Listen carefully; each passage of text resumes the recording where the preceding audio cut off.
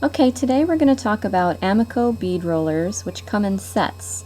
That's set 2, set 6, set 8. The wrappers show you what kind of beads you can make with each set. So today I'm going to use the large oval focal bead, which is set 6, and I'm just going to show you how to roll a bead inside of that.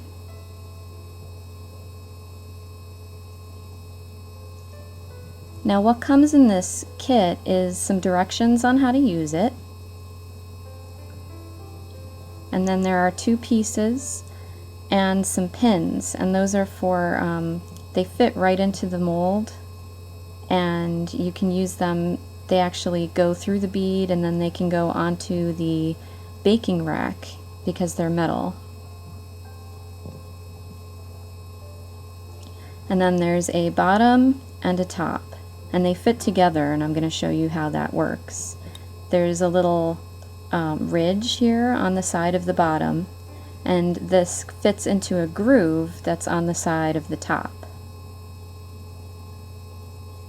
So then when you put them together, there's clay in between them, and you fit the groove onto the ridge, and then you can roll the bead inside.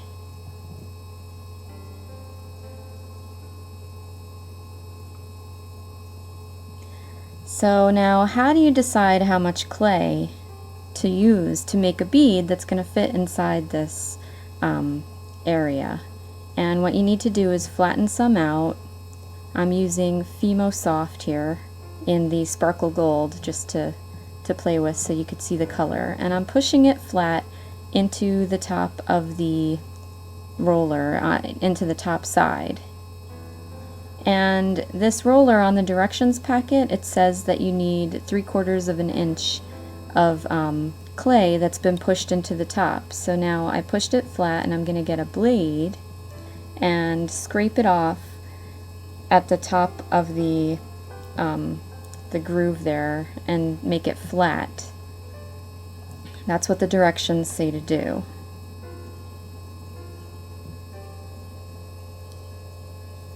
And I know I need 3/4 of an inch of flat area, so I'm just going to make sure that I have enough of that that's scraped flat. And I made a kind of straight mark so I could see what was straight across. And now I'll use my ruler and cut that 3/4 of an inch. First, make a straight cut so that you can measure.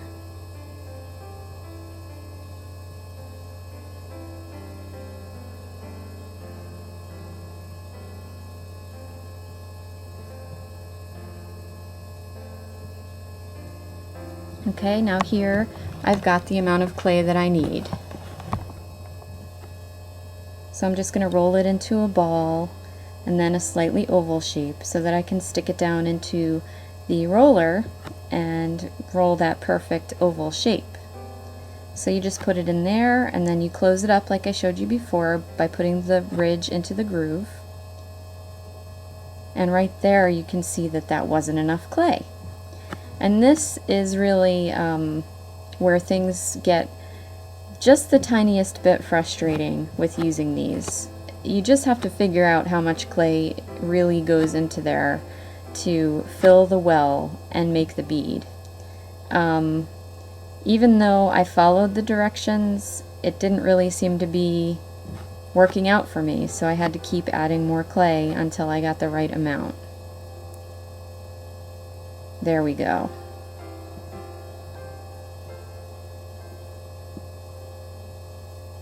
So I'm just rolling back and forth, and I'm getting that perfectly shaped oval focal bead. And I didn't even have to touch it, so now there are no fingerprints on it. Now I'm pointing out to you that there's a groove. This is the professional roller system.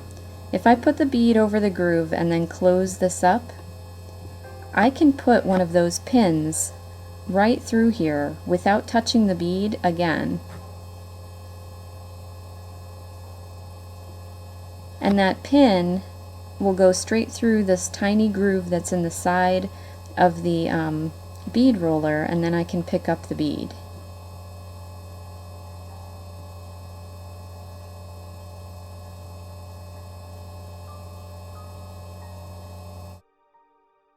What I've got here is 3 pieces of a number 1 setting on my pasta machine made with a 1.25 inch cookie cutter.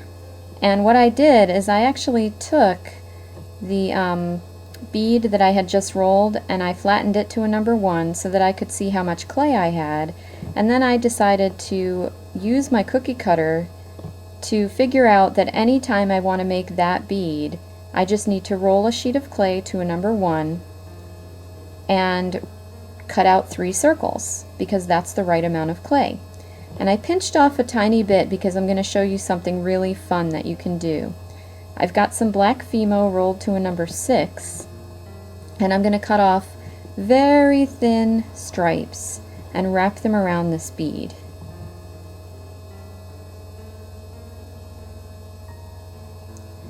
And this is one of the coolest things that you can do with the bead rollers, and you can do it deliberately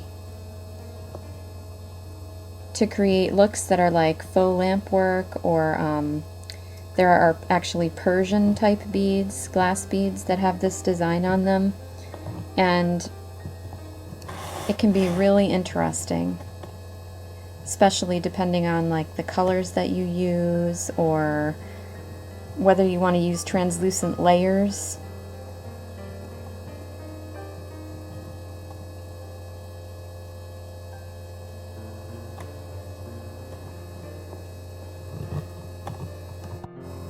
Okay, so now I've got 8 stripes wrapped around the bead, and I'm going to get my roller and put my bead in there. I have cats, so cat hair is always a danger. Okay, so now I'm going to very carefully and deliberately roll this bead only in one direction, which means I have to roll to the end, pick up the bead, move it back to the other side, and roll again. And you can see what's happening to the stripes. They're starting to get pulled in one direction at the center, while they kind of stay fixed at the edges. And this is a little tricky, you have to practice. If you do this a lot, I'm sure you'll get better at it. This is my first time using a bead roller for this, so I'm a little rusty, obviously, but it was a lot of fun, and I ended up making a few beads like this. And now I'm just going to line it up so that I can poke the hole inside.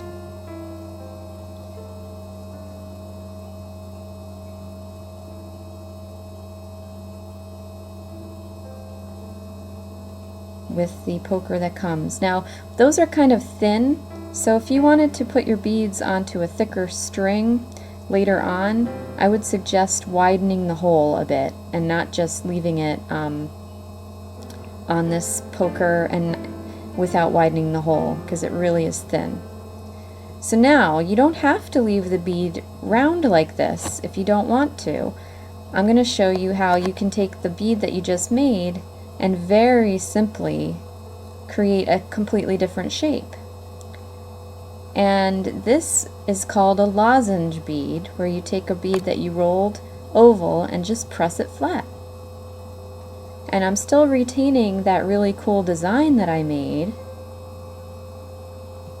but I'm just creating a different shape. This bead will be more flat, and it won't roll around on your neck when you wear it. So just shape it with your fingers, and there you have it. Have fun with your bead rollers. They really are a really cool tool.